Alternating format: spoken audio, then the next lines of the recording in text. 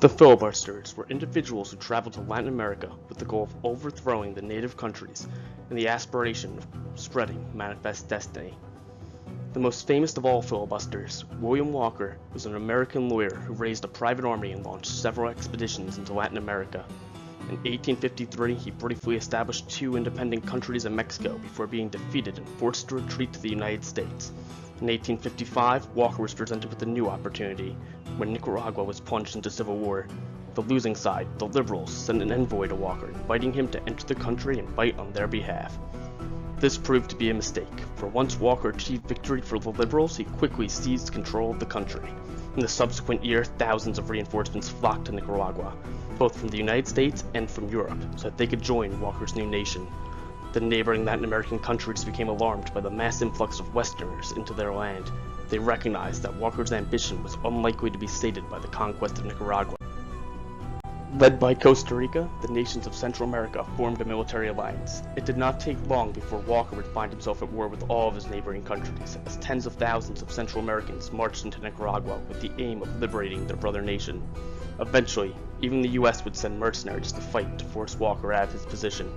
If you missed part 1 of this video, where Walker seized control of Nicaragua, the link is provided here. Additionally, if anyone wants to learn more about Walker's invasion into Mexico, I provided the link for that as well. Walker believed his purpose in life was to make history, and not to write it. Walker had established a puppet president in Nicaragua and seized full control of the nation's army.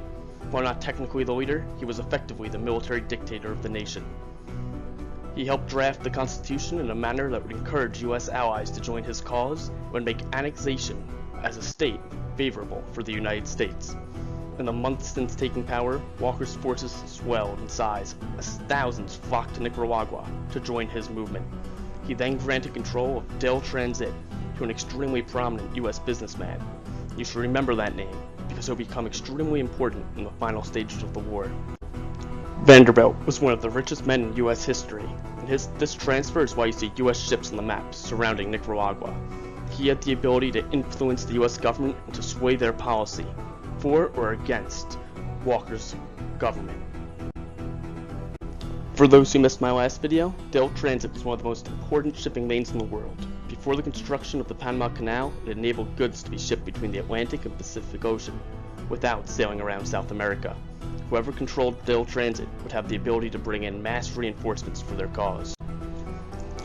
For similar reasons, Del Transit was not only important to Walker, but to the U.S. government. It would provide them with a method of transporting their navy to the newly admitted western states, which bordered the Pacific Ocean. It is said that upon Walker's conquest of the legitimate capital during the Civil War, Walker was more pleased that he now controlled Del Transit than that he forced his opposition to surrender. Walker's government ruled with an unforgiving iron fist. He exiled opposition members and executed those who opposed him after they were placed on farcical trials. Walker planned on executing all high-ranking members of the Legitimist Party who had been in his opposition in the recent Civil War and taking their lands for himself. In Roman times, this strategy of land theft was extremely popular as a method for gaining land and wealth for the ruling parties. After Walker completed his plans, he would have a plethora of high-quality land and money that he could offer to any Western mercenaries who would join his cause and come to Nicaragua. One of the most prominent executions would be General Corral, the commander-in-chief who had surrendered to Walker at the end of the Nicaraguan Civil War. This proved to be a mistake. Corral was well regarded by both sides who fought in the Civil War in Nicaragua and was highly regarded throughout Latin America. His execution would be the spark that drew Costa Rica into making the declaration of war. With this declaration, Walker was forced to put his land consolidation plans on halt and to begin mobilizing his forces. In 1855, much of Central America found themselves in disbelief when Walker seized control of Nicaragua. Costa Rica was quick to recognize the threat and to begin organizing a counter-movement to extinguish Walker's new nation. They invited their neighbors to several international conventions and attempted to rally support for an alliance to combat Walker. However, aside from Costa Rica, the majority of Central America lacked the confidence to engage Walker in direct military combat. Costa Rica was undeterred by the lack of support from their neighbors. They decided that it fell upon them to prove to their fellow Latin American nations that Walker's army could be defeated. Through the use of a government-backed propaganda program, Costa Rica took control of their nation's media and began disseminating information to rally national support for a war against Nicaragua. The memory of the Texas Revolution and Mexican-American War were still fresh in the minds of the Latin American countries, and the government was able to use this to garner large national support for their war. In the Texas Revolution, thousands of white Americans had flocked to the Mexican province of Texas before they declared a revolution and liberated the region. Shortly thereafter, the U.S., using Texan sovereignty as a pretense, launched a campaign against Mexico that concluded in the invasion of Mexico City.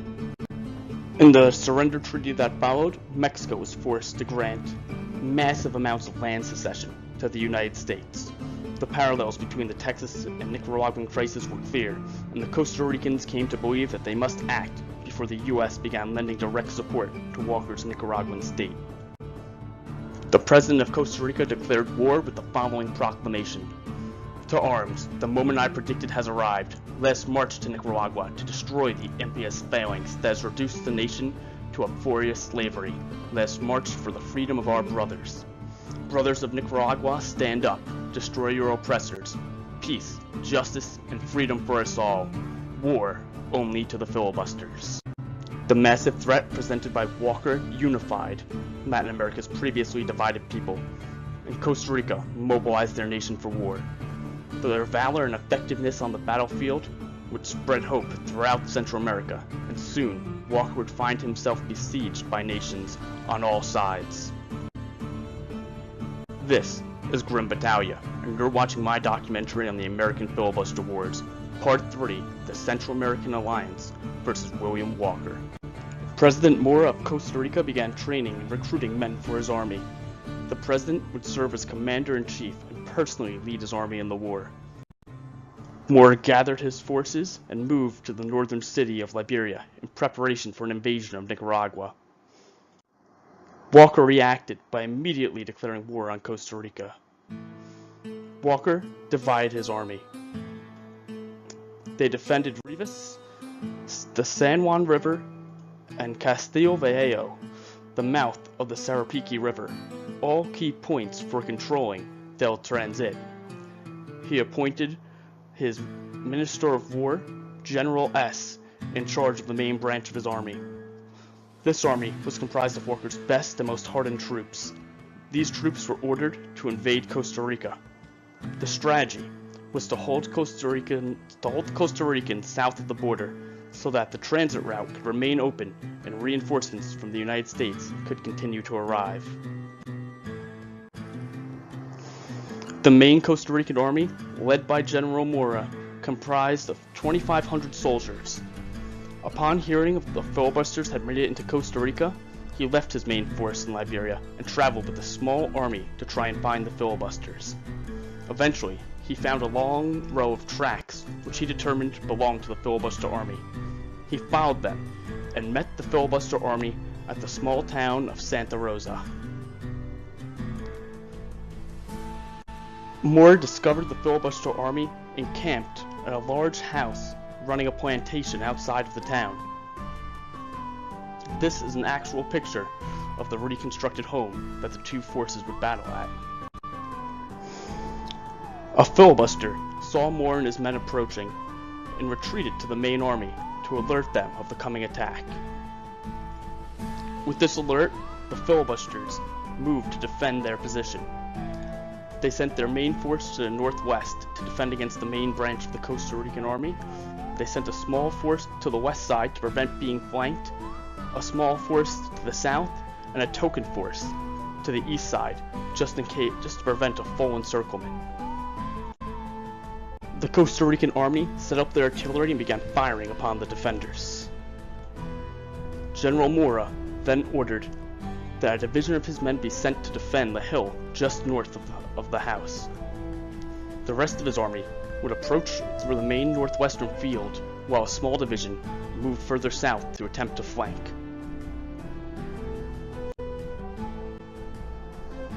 The Costa Rican flanking army moved and routed the Nicaraguan soldiers on the western side of the home. However, the division guarding the southern side of the home was quick to fill their position. Meanwhile, in the field, the main division of the Costa Rican army battled fiercely with Walker's Northwest Division. The Northwest Division was comprised mostly of Frenchmen who were battle-hardened and experienced. They were able to put up a fierce defense, and casualties were quickly mounting. Upon seeing the situation, the Costa Rican commander Mora ordered that his men launch a bayonet attack against the entrenched defenders. The attack proved to be successful, and the defenders were forced to retreat to the home. The home had already sustained severe damage from the artillery bombardment which had started the battle, and was no longer a strong defensive position. The troops guarding the rear of the house moved to the north to help participate in the defense. However, upon seeing that victory was near, the commander, whom Mora had put in charge of the regiment atop the hill, moved his forces down and engaged the defenders. With this, Mora knew that the time had come, and he ordered an attack to be launched from all sides of the home. Knowing that their position was no longer stable, Commander S of the Nicaraguan army ordered a full retreat. The commander's decision to move his men from atop the hill would prove a costly mistake. The defenders were able to rout directly past the hill that the Costa Rican commander had been ordered to defend. His attack allowed the defenders to escape, with their army still largely intact. The Costa Ricans ordered a cavalry charge to pursue the fleeing defenders, but this charge accomplished little, and many of the Nicaraguan troops were able to retreat with their lives still intact. After the battle, the Nicaraguan forces were forced to retreat back beyond the border. Costa Rica's victory served as an inspiration for their Central American allies, who now saw victory against the Filibusters was a real possibility. The Hondurans initially informed Costa Rica they'd be willing to join the war, but then quickly reneged on their offer. Central America was close to being ready to join the war, but they needed just a little more evidence that victory was possible. Free from the threat of invasion, the Costa Rican army gathered its forces and prepared for a counterattack. The main body of the Costa Rican army comprised of 2,500 men and would be led by the president himself. They marched into Nicaragua and attacked La Virgen and Juan del Sur. The fighting was fierce, but the Costa Ricans were able to prevail. The Costa Ricans then made their next move and marched towards the town of Rivas in order to take complete control of Del Transit. However, before they did so, they burned the ports at San Juan del Sur in order to prevent reinforcements from joining the Nicaraguans. Mora hoped to convince the local Nicaraguans to put down their arms and join his cause. Mora issued the following proclamation: that the war was exclusively against the Filibusters, and that any Nicaraguan who laid down their arms or joined his force would be immediately pardoned. With access to Del Transit cut off, Walker was forced to take action. He devised a plot to knock Costa Rica out of the war with one move. Walker noted that the Costa Rican president himself was part of the vanguard expedition. He hoped to defeat him in battle and take him as a hostage, thus forcing a peace negotiation similar to how he had forced a peace treaty after capturing Grenada in the Nicaraguan Civil War. Walker rallied his forces and marched towards the town of Rivas to meet Mora in battle. With this, the Second Battle of Rivas was poised to begin. Walker captured a soldier from the Costa Rican army. The soldier was interrogated and gave up the location of President Mora's headquarters. He discovered that Mora was stationed in the northern section of the city plaza. Walker ordered his men to enter the city from 4 directions. The main army would launch an attack from the east and west.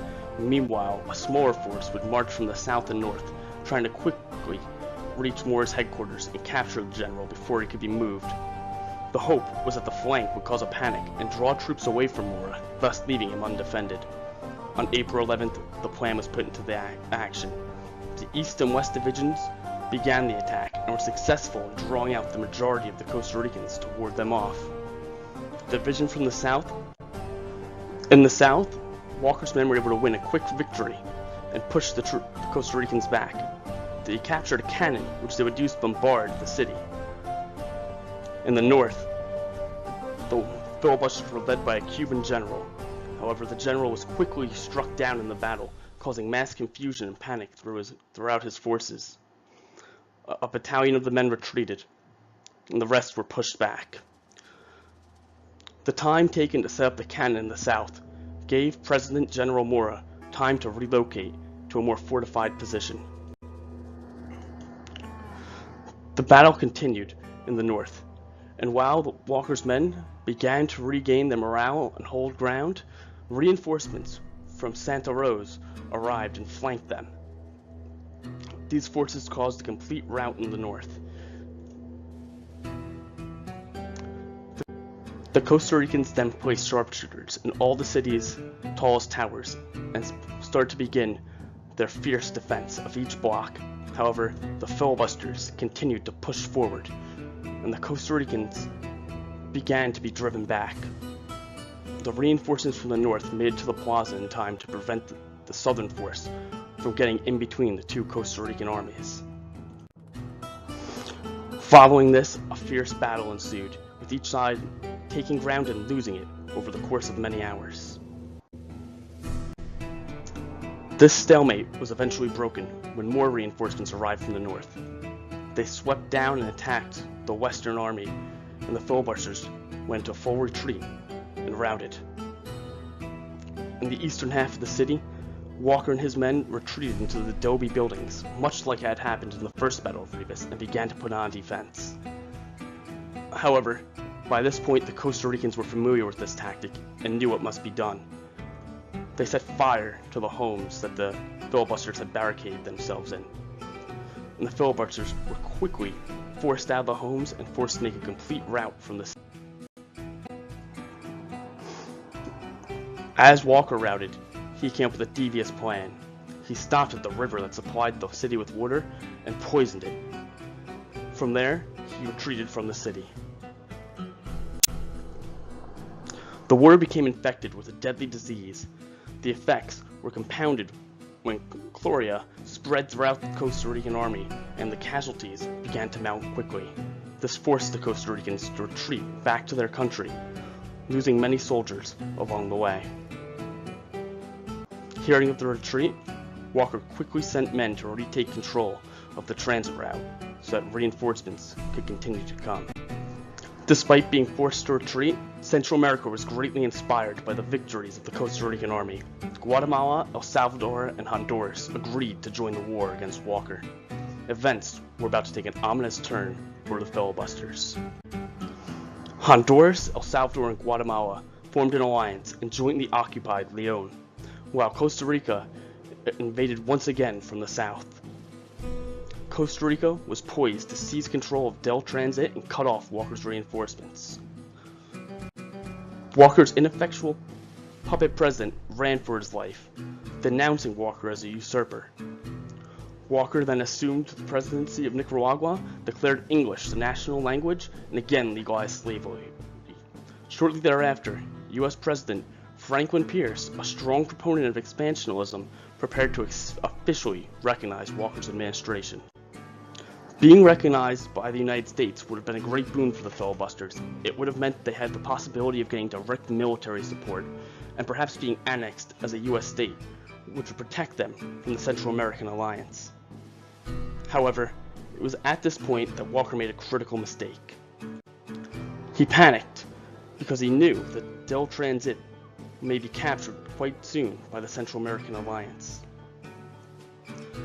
Walker revoked control of the transit route from his U.S. ally Vanderbilt and seized Vanderbilt's steamships in order to transport his own army. Vanderbilt did not take this offense lightly. He pressured President Pierce to withdraw recognition of Walker's presidency and to support the Central American coalition that opposed Walker.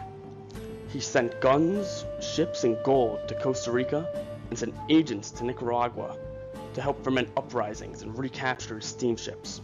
Without firing a shot, Vanderbilt's agents in the alliance with the Costa Ricans gained control of Walker's steamships and fortifications, thereby cutting him off from any possibility of reinforcements.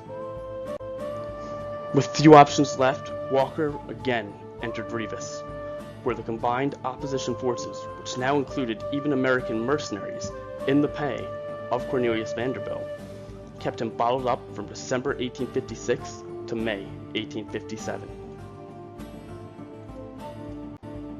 Finally, the captain of the U.S. sloop of war St. Mary, which had been dispatched to San Juan del Sur to protect American citizens, negotiated an agreement with Walker. The agreement would allow Walker and his officers to retain their sidearms, ride under escort to the coast, and board the vessel for transport to Panama. The rest of Walker's men were given amnesty and allowed to remain in Nicaragua if they so chose. Walker's invasion of Nicaragua was over, at least for now. Walker then returned to New York, where, like after the Mexican debacle, he was once again put on trial and acquitted. Insanely overconfident and obsessed with his goal, Walker again planned an invasion. He took a steamship and sailed to Costa Rica to launch an attack on his nemesis state. However, a U.S. gunboat intervened and boarded Walker's ship, deporting him back to New Orleans, where, once again, he was put on trial and acquitted. Walker again assembled a mini-army, which now included some of his original immortals. This time, their schooner struck a coral reef off the coast of Belize. A British warship rescued the frustrated little army and returned them to port in Florida. The wreck of his ship didn't deter Walker from making a fourth attempt to retake his country, but this time, the British, who maintained a strong presence in Central America, would be his undoing. Walker tried to retake his nation for the fourth and final time. This time he landed in Honduras, where he was defeated by the local infantry and was forced to retreat. Upon his retreat, a British fleet surrounded and captured him. The fleet promised to ship him back to New York, but for unknown reasons they changed their mind and delivered him to the Honduran officials. Walker's men were sentenced to 12 months of hard labor, but Walker himself faced execution at the hands of the Honduran government. With the death of William Walker, the age of the filibusters had come to an end. The U.S. had become embroiled in a civil war. It would be the deadliest war in the country's history. The nation's focus was forced to shift from that of manifest destiny to that of trying to preserve its very existence. Walker was an extremely ambitious man. His confidence was certainly commendable, but at the end of the day, he was a pretty rotten person. His goal was to overthrow locals based on notions of racial superiority and create new slave states. When those goals failed, he tried over and over again to attack Latin America and achieve his dream. He was relentless in his ambition, but lacked the skill or the prowess to see it come to fruition. This has been Grim Battaglia, and this was my documentary on William Walker. I hope you all enjoyed it, and if you could leave a like, comment, or subscribe, it'd be a great benefit to my channel. If you have any thoughts about William Walker, please leave them in the comments below. Tell me, do you think that Walker's goals were right? What would you have done differently if you were him? And ultimately, did you learn anything from these documentaries? Did you know about the age of the filibusters before? And, if not, did you find this interesting?